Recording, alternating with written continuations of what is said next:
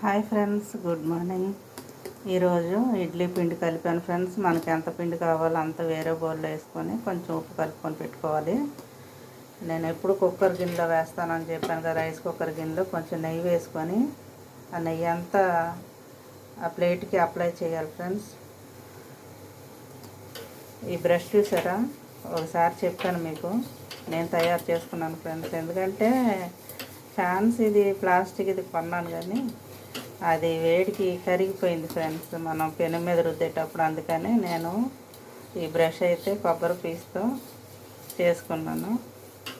చీపురు కట్టలాగా ఉంది కదా, చక్కగా ఎంత ఇప్పుడు చేసి కూడా ఇది తయారు చేసి కూడా సంవత్సరం అయిపోతుంది. నూనెలో పెట్టుకొని పెనం రుద్దుకోవటమే ఫ్రెండ్స్. దీని అంతా రుద్దేసిన తర్వాత ఈ పిండిని పోసేసుకోవటమే. ఒకసారి చెప్పాను కదా ఫ్రెండ్స్, అప్పుడు చూపించలేదు. మామూలుగా ఇడ్లీ కుక్కర్లో ఇడ్లీ వేసానని చెప్పాను, కానీ ఇలా చేస్తానని చెప్పలేదు. ఒక గిన్నె కడుక్కుంటే అయిపోద్ది ఫ్రెండ్స్. దీని అంతా ఇలా చేసేసి ముందుగా స్టవ్ వెలిగించుకొని రైస్ కుక్కర్ అయితే పెట్టేసుకొని నీళ్లు పోసుకొని అవి మరుగుతున్నప్పుడు ఈ ప్లేట్ పెట్టేయటం ఫ్రెండ్స్. 10 నిమిషాల్లో ఇడ్లీ రెడీ అయిపోద్ది. ఆవిరి కుడులాగా అయిపోద్ది ఫ్రెండ్స్. తట్టి ఇడ్లీ అంటారు కదా, అలాగ అయిపోద్ది. ఒకసారి పెట్టాను, కాకపోతే ఉడికేది ఎలా పెట్టేది చూపించలేదు. ఇప్పుడు పెడతాను చూడండి ఫ్రెండ్స్. పిండి అంతా దీంట్లో వేసుకున్న తర్వాత ఇలాగ సరి చేసుకున్నామంటే అంతా లెవెల్ అయిపోతుంది ఫ్రెండ్స్. ఈ గిన్నె కుక్కర్లో పెట్టేద్దాం.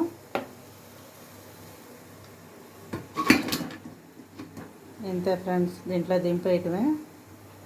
కుక్కర్లో పెట్టేసాం కదా, ఇక మూత పెట్టేసుకొని మన పని ఉంటే ఆ పని చేసుకుంటే 10 నిమిషాల్లో పచ్చడి చేసుకుంటామా, సాంబార్ చేసుకుంటామా, అది మన ఇష్టం. ఇక ఈ 10 నిమిషాల్లో అయితే ఉడికిపోద్ది ఫ్రెండ్స్. సిమ్లో పెట్టుకుంటే 10 నిమిషాలు, హైలో పెట్టుకుంటే 5 నిమిషాల్లో అయిపోద్ది. ఇంతే ఫ్రెండ్స్, మళ్ళీ తర్వాత తీసే ముందు చూపిస్తాను.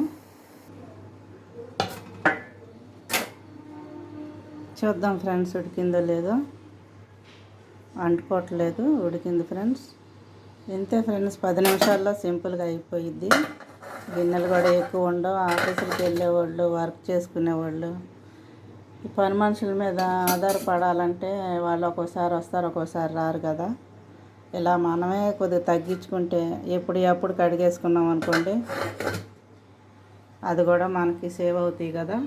స్టవ్ అయితే ఆపేసుకొని తీసుకుందాం ఫ్రెండ్స్.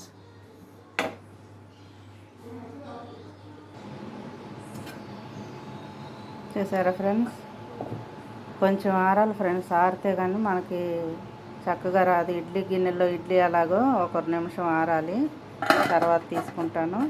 దీంట్లో చట్నీ కానీ సాంబార్ కానీ ఏదైనా కానీ బాగుంటుంది ఫ్రెండ్స్. అల్లం చట్నీ, టమాటా చట్నీ, పుదీనా, ఏది ఉన్నా తినేయచ్చు ఫ్రెండ్స్. నేనైతే ఈరోజు సాంబార్ చేసా ఫ్రెండ్స్. ఎప్పుడు చట్నీతోనే కదా. ఒకటి మిస్ అయింది, ఏంటో కనుక్కోండి ఫ్రెండ్స్. అన్ని ముక్కలు చూపిస్తున్నాను, ఒకటి మిస్ అయింది. ఏంటో అనుకోవద్దు, నేను చెప్పేస్తాను.